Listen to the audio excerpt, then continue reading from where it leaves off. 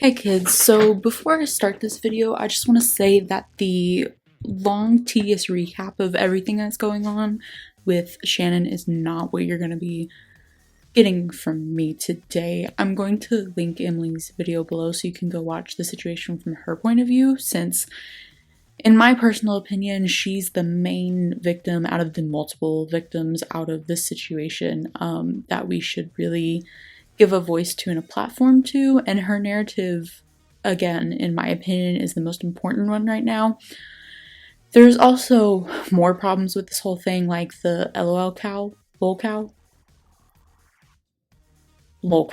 stuff, the hopeless peaches stuff, all of that, but Emily's narrative of the years of abuse and harassment and stalking is the one that I personally want to focus on in my video.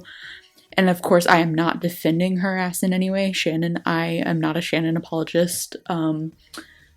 I just think that the situation in general is dead and done until new information comes out, and we should focus on respecting the victims in the situation more than we should on using Shannon's name and Emily's name for clout. So, on to today's video.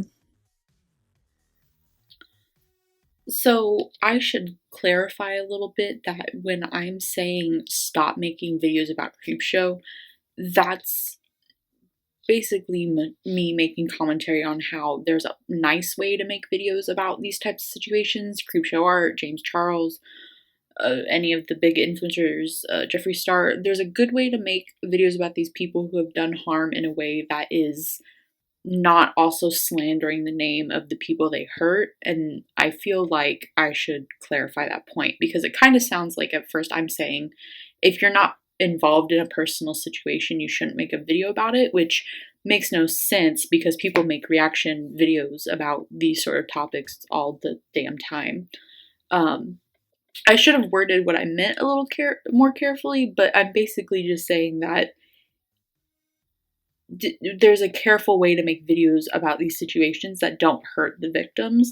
And I've seen a lot of videos where they're just bringing up trauma in a very vulgar, gross way, and the things that people have gone through in a very gross, or just in general a lackadaisy, not really giving it respect way, if that makes any sense at all.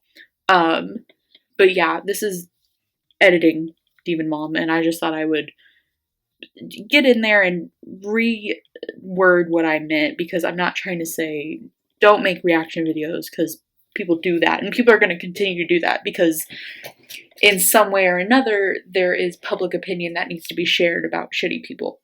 But there's a nice way to do it, and there's a bad way to do it, and I've seen a couple of people do it not in a nice way. So that's all. Bye.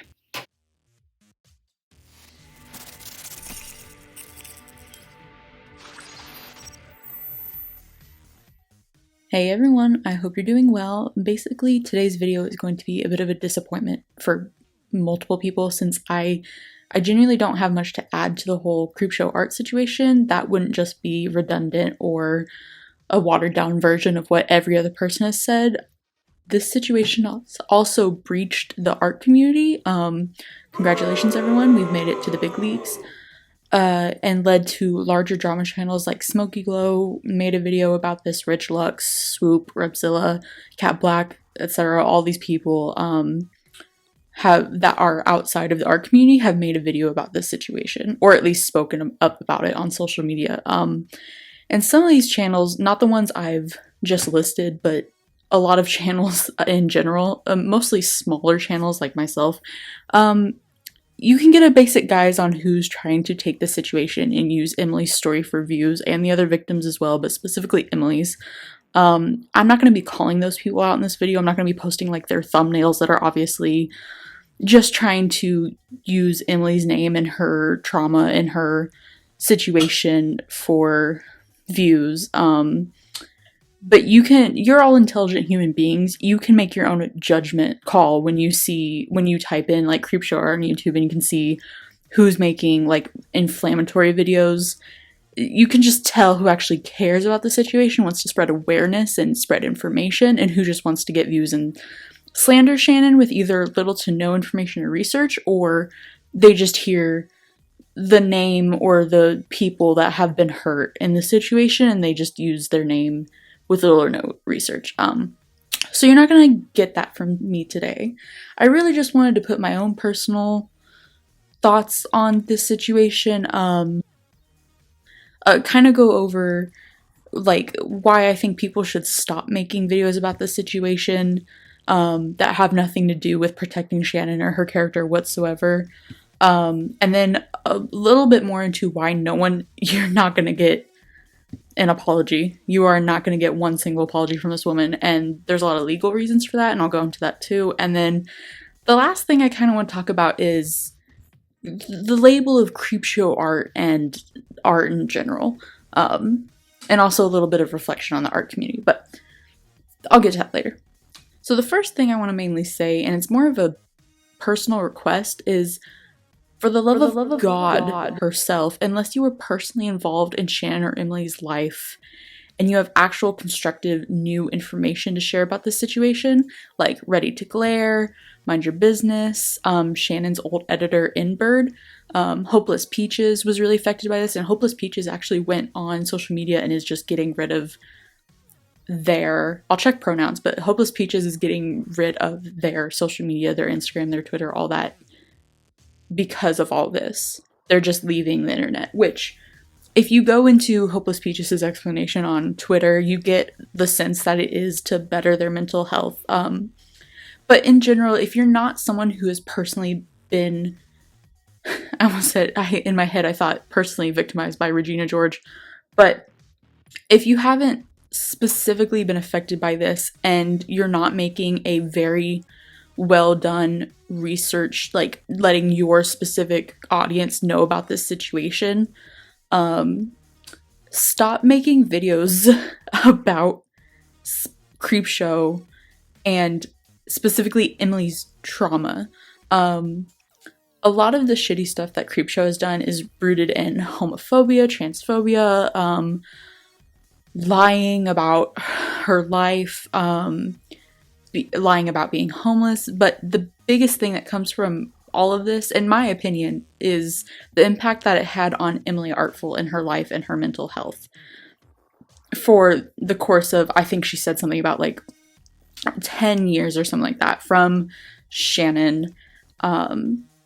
So if you're going to make a video about this, at least try to remember that there are real people involved, real victims. And I don't want to say mainly, because it's not like Emily's issues with Shannon are above what Hopeless Peaches or the person who was said slurs against by Shannon on Lil Clout. Like, it's not a competition, and there's no level of who is not a victim enough and who is mostly the victim. But I think that all of this really stemmed and was pushed forward because of Emily's narrative, because of the truth that she was very courageous and very brave to share. So if you're going to make a video about all this, remember that Emily was a real victim of Shannon and her man. Let's talk about that real quick. Not enough people are dragging Shannon's husband. Not enough people in their videos that I see are all about Shannon this, Shannon that, Shannon this, Shannon that. And I'm like, you remember that her husband literally is a lot of things that I can't say without my video getting blacklisted, but I feel like not enough people are dragging Shannon's husband, Emily's attacker, in all this. Like, their dumb little Bonnie and Clyde duo stalking and terrorizing a woman for half of her life bit.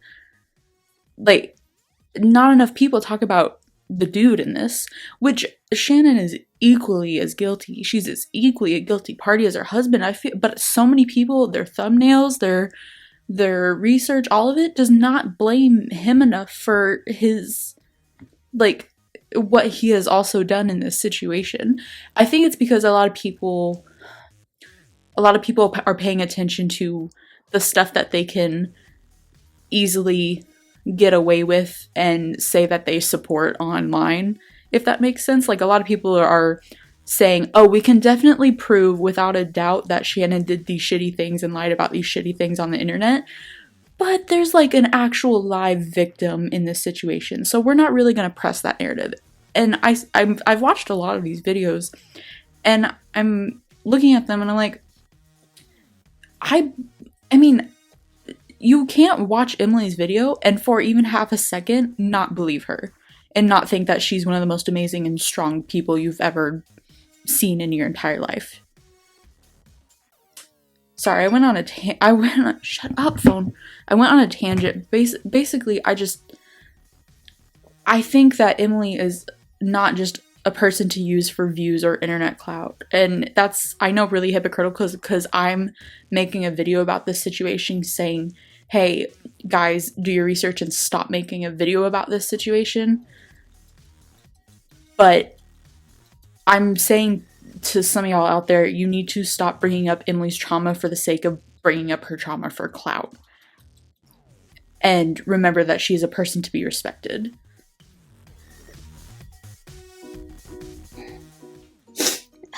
I'm breathing so hard. I'm just sitting talking into a microphone, breathing so hard. Okay. I'm old. Sorry.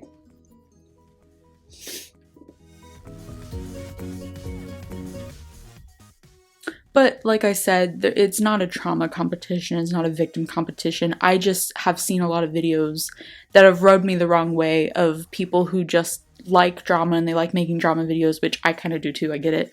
But I've seen a lot of disrespect on Emily's part on Twitter and in comments of YouTube videos of, I'll try to find one. If I do, I'll put it up, but if I don't, sorry, you'll just have to take my word for it.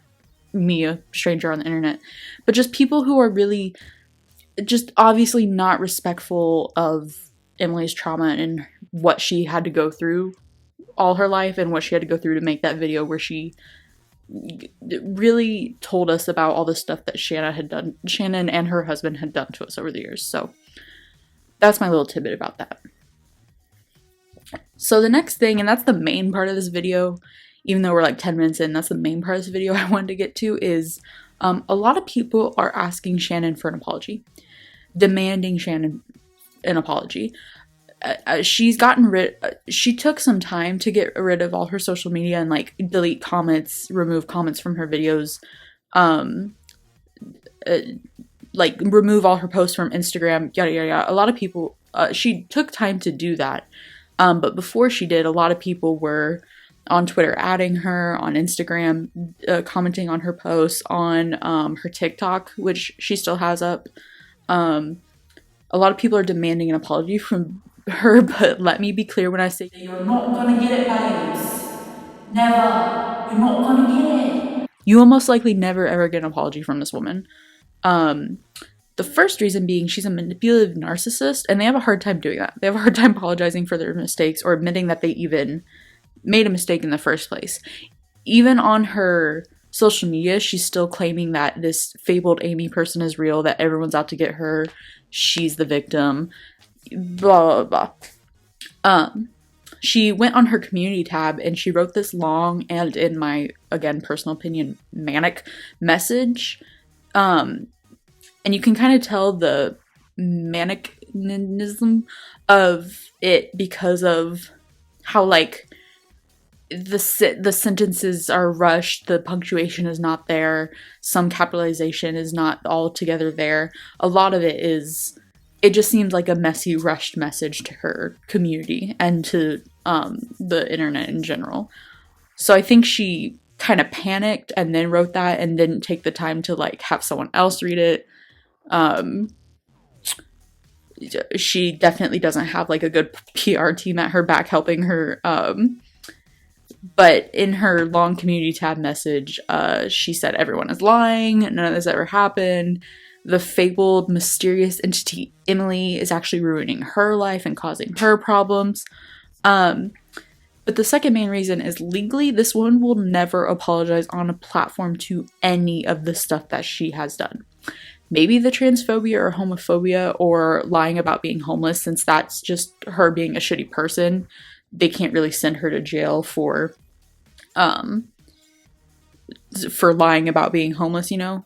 Lying isn't something that she can go to jail for. well, you can't technically, but in this specific situation, lying about being homeless won't get her in jail. Maybe something about the cyberbullying with the transphobia or homophobia, but it's so hard to prosecute that in a court of law. In some states in the United States, you can't even bring up charges for cyberbullying or for cyber harassment, especially because there's like 13-year-old boys slinging the N-word and saying homophobic slurs every day on TikTok. So those are harder to prosecute in a court of law. But the second she publicly admits to criminal stalking, and there's a great research piece I used when I was getting my degree that I'll link about stalking below. And if you're a young person out there, please educate yourself about stalking, because the way that some of y'all act towards BTS members and your favorite celebrities are borderline harassment. So maybe you should read up on those laws. But there's basically two main types of stalking. Not types, but the two main types of legal stalking charges, which is a misdemeanor on stalking and a felony. There's different requirements for both to be upheld in court, but Shannon and her creepy ass husband, according to Emily's narrative, which I 100% believe, qualifies for both.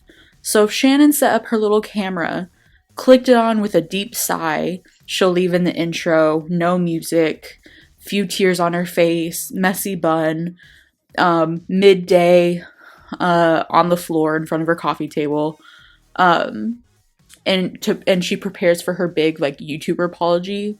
That's her admitting to the crime. That is her publicly admitting to the crime. And even if like a second later, her lawyer or her legal team or whoever said, "Bitch, take that down right now," that's you admitting it to it. They could charge you for that. You are giving the prosecutor the evidence to put you in jail. Someone else would have screen recorded it. Someone would have screenshotted it. Something like that. Now, my degree is in criminal psychology and behavior focused, not law and court proceedings focused. So I don't know too much about law and court proceedings. I know a little, but not a lot. And I know the bare minimum, if she admits to half of the stalking harassment that Emily told us about, that spanned years, she's looking at a year in jail, 1 year, maybe more, maybe less. It depends on how the case would go. All court cases, and I do know this, all court cases depend on the judge, the jury, who gets picked for their jury, the prosecutor, what evidence the prosecutor brings up, what witnesses, what evidence they use, all of that. So there would be a fine and financial compensation on her and probably her husband's part.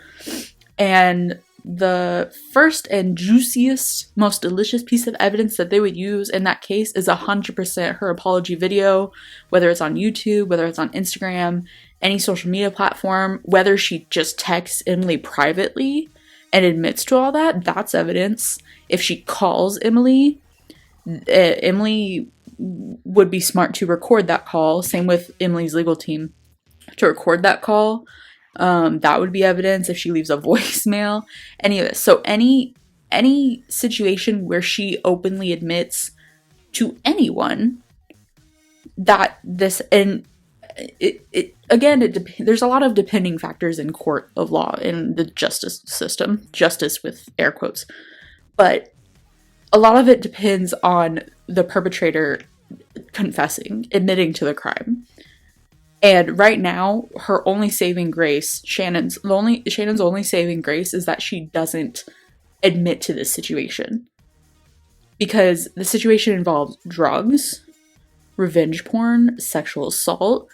So there's a big fat sack of shit waiting for Shannon and her husband legally if she or they together, or him by himself, ever come out publicly with some sort of apology to Emily. The best thing we have is this YouTube community page ramble and this really vague thing she posted on her Instagram story When I say I'm handling this legally, I mean I'm handling this legally. I am most likely not going to post until I can prove without a shadow of a doubt that what occurred was not my doing. So I guess this is a goodbye until then. For those asking if I'm okay, no, I'm not. Girl, no one's asking if you're okay. Everyone close to me is now confused as to what my moral character is. I've seen posts from people I've supported in dark-ass times saying I always knew something was wrong with her, and I'm realizing more and more a lot of what I thought were friendships were not. Shit like this fundamentally changes you, and I'm going to deal with this by myself. See you soon. And you know what? Now that I'm sitting here and looking at this and reading it out loud and analyzing a little bit, let's unpack this actually. I find this first sentence is strange to me. When I say I'm handling this legally, I mean I'm handling this legally. So it seems like she's trying to control the fact that she can't post on social media. She's like, I'm not talking to anyone. I'm not saying shit until I prove my innocence. But that doesn't look good on her part. And I don't like that she said, I'm most likely not going to post until I can prove that what occurred was not my doing. I don't know what that means. I mean, I know what it means. I understand. To me, that's a strange sentence. I'm dumb, so it could just be me, but that's a strange sentence to say. Until I can prove that what occurred was not my doing. See, all of this right here, say I didn't know anything about her or the situation or any of her history or her past, this is just a strange, shady response. Like the fact that she said, for those asking if I'm okay, no, I'm not. Girl, I know no one is asking you if you're okay. I know for a fact no one is DMing her like, oh my god, babes, all this bad stuff, are you alright? No one's asking her that. And there's a lot of, the biggest thing here that I want to point out actually is I've seen posts from people I've supported in dark times saying, I always know something was wrong with her. So she's saying that she's seen people that she quote unquote supported in dark ass times are posting things about, like, I'm assuming by people she says she supported, she's of course got a lot of stuff in her brain, mental illness wise and manipulative wise and narcissistic wise jumbling around there, but I'm assuming that she's specifically referencing like her editor, the people who she's hurt, like Emily and the other channels. I'll put pictures up, but these people who are saying, yeah, it's time I spoke out against her, and this is how she is. I think that she feels betrayed because the people that she's hurt in her life are now speaking up against her. I think that's it. And I also think that her saying, I'm realizing more and more a lot of what I thought were friendships were not, is the way she writes is confusing. I think what she's saying here is, I'm realizing that the people that I either have bullied, harassed, and have made into victims of my own behavior won't still stay by my side when I get into deep shit. I think she's also saying that there are people who are not supporting her anymore because all this shit has come out. And she wants like ride or die friends, but the ride or die includes like stalking and harassing a woman for like 10 years. Shit like this fundamentally changes you, and I'm going to deal with this myself. You know what this reminds me of? Is a very like watered down, like basic version of Gabby Hanna. Like I'm getting big Gabby Hanna vibes from her in general, Shannon in general, but also like this, what she wrote on her community tab, and this. It's giving me very Gabby Hanna. It's giving me very Gabby Hanna with the way it's like, the way she's speaking, the way the sentences don't make sense, the way she like misspelled myself, how none of this says anything about accountability, because she could have just said this in 2 sentences, I'm handling this legally, goodbye for now. 2 sentences. But she wrote like a paragraph and a half specifically so she could the first part, the biggest part at the top, is her talking about her innocence. I didn't do any of this shit and I'm gonna prove it, so goodbye until then. The middle part is basically her just saying that she victimizing herself again, because she's saying I've supported people for so long and now they're turning their back on me. All these people were my friends, now they're not anymore. I'm not okay. I have to go deal with this myself. Like, that whole middle part is just her victimizing herself. And then the last part, the see you soon. The see you soon is a threat. You can't, that see you soon with the period at the end, biggest thing at the bottom, that is a threat. That feels very threatening to me. But anyways, let's move on. Again, why am I breathing so hard? I'm literally just sitting at my desk. God. So the last point, which is more of an opinion of mine more than anything else, is please do a little bit more this is to people who want to make videos, but please stop using the CreepShowArt stable logo that she used as her avatar, the black and orange hair thing. I see every now and again someone bashing that artwork and shitting on her for that artwork because they think it's hers, and it's not her art. She commissioned it from an artist. If I find out who it is, I'll mention it and I'll put it up here on the screen. But lay off hating that artwork and saying how it looks shitty, how it's not good, the coloring is bad, line art sucks, da da da da. I'm like, stop it. That's not her art. And it would take you like 2 minutes of like Googling to figure that out. That's not her art. I also think that shitting on her art isn't gonna do anything for anyone. Even if it was her icon, I don't think shitting on her art is gonna do anything for anyone. I mean, it's funny because she's a bad person. It's fun to make fun of bad people, but you know. And along the line of that, which I said it before, can we please get more hate on the husband? You know, Andrew, or Onisan, I think his name is. Shannon deserves to be brought to justice. Shannon deserves the heat that she's getting right now on the internet. Shannon deserves to be called out for behavior and not canceled, because I think cancel culture is shit, and I think that word sucks. But she does deserve to be held liable for her actions. But so does her partner, who was involved in all of this. And I would say the orchestrator of how all this started.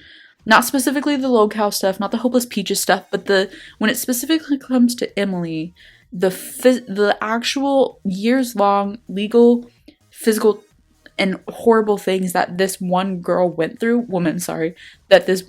went through, that is orchestrated by Shannon and her husband. Her husband might not have been behind the screen when Shannon was typing all those slurs to people, but he's still complicit in a lot of horrible shit that happened. So we should also put focus on her husband and not just her. There's a lot of other stuff. There's the shit with her sibling, who is non-binary and goes by they, them, but seems like they don't want to be dragged all over the internet anymore and they don't want their business. So I'm not going to go over their situation, the sexism accusations, the stuff with her cousin's death, where she lied about him being her brother, the Hopeless Peaches stuff, yada yada yada. I'm tired. I'm tired of it. Okay? I am tired of it, people. I just want to give my 2 cents in the situation, mostly acknowledging the legal stuff since that's what I'm most educated in. And I feel like I hate saying it because it sounds to me, when I say it out loud, it sounds like I'm trying to compare the trauma that Emily went through to other people's trauma when there's multiple victims in this situation that we know about, by the way. These are just the things that we know about from the internet and from research. We don't know what the hell has gone on in their lives that just isn't public. But I just feel like people really should give Emily their support, but also in supporting her, give her her space. Give her her space and quit bringing up her trauma to the point where you're explicitly talking about all of it. That's the part that I don't like, personally. I tried to bring this up in a very general way, so if Emily Artful, for whatever reason, she definitely won't, but if Emily Artful for any reason ever came across this video, I would never want her to be just scrolling on YouTube or Instagram or something and then just get triggered again, or listening to a complete stranger that she's never met to or talked to bring up her traumatic history. So I guess this is a slight PSA about how, like, I think people should be a little bit more sensitive when it comes to victims of these type of things. I could go into a big rant about cancel culture. I could go into a big rant about why I hate cancel culture and why I think we should just hold people accountable in general, and how when situations like this happen, they get brought up and dragged all over YouTube, and reaction channels do their little business, do their little dancey dance. And then it's just forgotten about. Which in this case, I hope that's the case, because I feel like with Shannon and Emily, it needs to be handled in court. It needs to be handled outside of the internet. They need to get Shannon and Emily and Shannon's husband, they all need their space and time to figure that out on their own legally. And I don't like what I'm seeing on the internet with reaction channels, where some of them are good and some of them are just, hey, here's what's going on. If you're confused, watch this video, you'll understand. If you're curious about the situation or you want to know more, that's it. But I'm particularly irritated by people who just are bringing up trauma for the sake of bringing up trauma. And that includes just tweets, people on Instagram. It's not all YouTube videos, but yeah, that's my 2 cents. Again, sorry, this isn't really an overview and recap of the whole situation. Again, I'll link some good ones below that are people who are personally involved that are talking about what they've dealt with and their personal experiences with everything that's happened over the past, well, for Emily, it's the past, like, 10 years, and for Hopeless Peaches and the rest, it's about, like, a couple months, I believe. But I'll link those below if you really care about getting more informed about this situation. I just wanted to really honestly tell people to leave Emily alone, and to be really careful with how you talk about her and her trauma and her situation, because that's a real person who went through some real shit. And also, a good explanation is why you're never gonna get an apology from that woman. You are never gonna get an apology from that woman. Oh, never. Oh, never. Which is kind of good and bad for her. It's bad for her because there's no way for her to come back casually, or professionally or formally to the internet. It's never gonna happen. Because she could never say she's sorry without getting into really deep legal trouble. And if she doesn't say she's sorry, she's never gonna earn a sliver of her community back. So yeah, I just wanted to give my overall thoughts on the bullshit that's happening, a little bit of a rant. I'll have the important stuff linked below, and I hope you have a good rest of your day. Bye-bye. Bye. Bye-bye-bye.